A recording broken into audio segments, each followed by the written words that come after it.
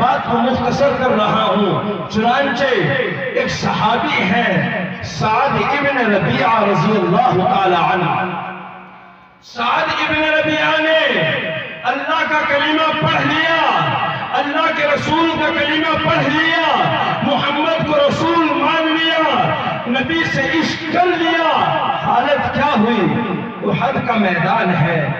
اللہ کے نبی صلی اللہ علیہ وسلم نے ایک صحابی کو بھیجا، میرے صحابی جاؤ تو صحیح، میدان کارزار میں جاؤ، سعد ابن ربیعہ کو بلا کر کے لاؤ، اور جہاں وہ مل جائے، توجہ سے سننا مسلمانوں، جہاں سعد ابن ربیعہ مل جائے ان سے میرا سلام کہنا۔ صحابی فرماتے ہیں میں تلاش کرنے کے لیے نکلا، میں نے سعد ابن ربیعہ کو زندوں میں تلاش کیا، سعد نہ ملے۔ میں نے سعد ابن ربیعہ کو شہیدوں میں تلاش کیا، سعد نہ ملے۔ میں نے سعد ابن ربیعہ کو زخمیوں میں تلاش کیا۔ صحابی فرماتے ہیں میں نے دیکھا زخمیوں کا ڈھیر لگا ہوا تھا، کسی کا ہاتھ کٹا تھا، کسی کا پیر زخمی تھا، کسی کا سر زخمی تھا، کسی کا چہرہ زخمی تھا۔ اس تمام ڈھیر کے نیچے سعد ابن ربیعہ زخمی پڑے ہوئے تھے۔ میں گیا، میں نے جا کر کے کہا سعد تجھے اللہ کے نبی نے بلایا ہے، تجھے اللہ کے نبی نے بلایا ہے اور تجھے سلام کہا ہے۔ سعد ابن ربیعہ زخموں سے حالت یہ ہے اٹھا نہیں جاتا، اللہ کے نبی کا پیغام سنا، اٹھنا چاہا، اٹھ نہ سکے، گر گئے، پھر اٹھے، پھر گر گئے، پھر اٹھے، پھر گر گئے۔ جب حالت یہی رہی فرمایا او صحابی رسول، میرے پیغمبر نے مجھے یاد کیا ہے، میرے پیغمبر نے مجھے سلام بھیجا ہے، میں ضرور چلتا، میں نبی کے بلاوے پر ضرور جاتا۔ اے صحابی رسول کیا کروں؟ مجھ سے اٹھا نہیں جاتا، مجھ سے نہیں اٹھا جاتا، مجھ سے زخموں کی داغ نہیں لی جاتی۔ مجھے اللہ کے نبی نے سلام کہا ہے۔ صحابی فرماتے ہیں ہاں چل دیے۔ صحابی واپس چل رہے ہیں، سعد ابن ربیعہ سے اٹھا نہیں جاتا ہے۔ سعد ابن ربیعہ زخموں سے چور ہیں، آپ پڑے ہوئے ہیں، آپ زخمی ہیں۔ ایسی حالت میں وہ صحابی رسول جب وہاں سے چلے، ان کے کرتے کا ایک کونا پکڑا، کہا آپ جا رہے ہو؟ آپ جا رہے ہو؟ کہ ہاں میں جا رہا ہوں۔ آپ جا رہے ہو؟ میرے دو پیغام لے کر کے جانا، دو پیغام لے کر کے جانا۔ مجھے اور آپ کو بھی پیغام دے کے چلا گیا۔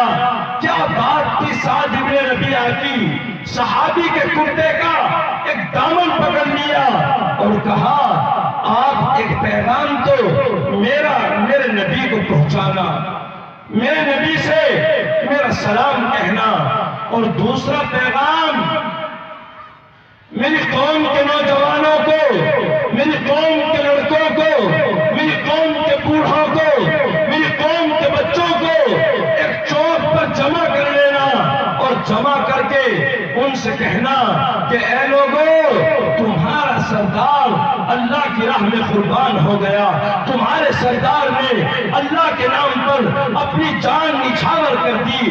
اے میری قوم کے نوجوانوں تمہارا سردار اللہ کے لیے شہید ہو گیا، تم کہنا کہ میری قوم کے لوگوں تم اسی راستے پر چل کر کے آنا، نبی کے نام پر کلمے کی بنیاد پر اپنی جان کے پرکھچے اڑا دینا، لیکن نبی پر آنچ نہ آنے دینا۔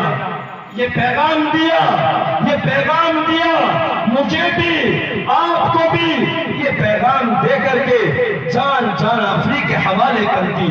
صحابی فرماتے ہیں اگلا دن ہوا، جنگ ختم ہو گئی، میں ایک گلی سے گزرا، ایسی گلی سے جس پر حضرت صدیق اکبر رضی اللہ تعالی عنہ کا مکان پڑتا تھا۔ میں نے دیکھا کہ حضرت ابو بکر صدیق رضی اللہ عنہ کے سینے پر ایک بچی بیٹھی ہوئی ہے، آپ اسے سینے سے لگاتے ہیں، آپ اسے تسلی دیتے ہیں، کبھی گزر گیا، مجھے کچھ کام تھا، میں کام کر کے واپس آیا، میں نے دیکھا ابو بکر کی یہی حالت ہے، ابو بکر کی یہی حالت ہے۔ جب میں نے دیکھا ابو بکر کی یہ حالت ہے، مجھ سے رہا نہ گیا، میں ابو بکر کے پاس پہنچا اور میں نے جا کر کے کہا ابو بکر یہ آپ کی بیٹی ہے یا آپ کے بیٹے عبد الرحمن کی بیٹی ہے، آپ کی پوتی ہے؟ صدیق اکبر رضی اللہ تعالی عنہ بیٹھ گئے، آنکھوں سے آنسو جاری ہو گئے، آپ رونے لگے اور روتے ہوئے یوں کہا اے صحابی رسول، تجھے تو پتا ہے، تجھے تو معلوم ہے کہ سعد ابن ربیعہ کی بیٹی ہے، تو دھیان تو کر، اس کا باپ جب اللہ کے نام پر قربان ہو رہا تھا، جب زخموں کی تاب نہ لا رہا تھا، جب اٹھنا چاہتا تھا، اٹھانا چاہتا تھا، اس نے پیغام تو دیا کہ میری قوم کے نوجوانوں کو، میری قوم کے لوگوں کو ایک چوک پر جمع کرنا اور ان سے کہنا کہ لوگوں محمد الرسول اللہ کے طریقے کو اپنانا، اس طریقے کو اپنانے کے لیے اگر جان جاتی ہے چلی جائے مگر پیچھے مت ہٹنا۔ اس نے نبی کو، نبی کی محبت میں پیغام تو دیا، اس نے کسی سے یہ نہ کہا میری معصوم سی بچی ہے کوئی اس کا دھیان رکھنا، معصوم بچی کو چھوڑ دیا، یہ نہ کہا میری معصوم سی بچی ہے اس کا دھیان رکھنا، بلکہ کیا کہا میرے نبی کے طریقے پر چلتے رہنا، اگر جان جاتی ہے چلی جائے پیچھے مت ہٹنا۔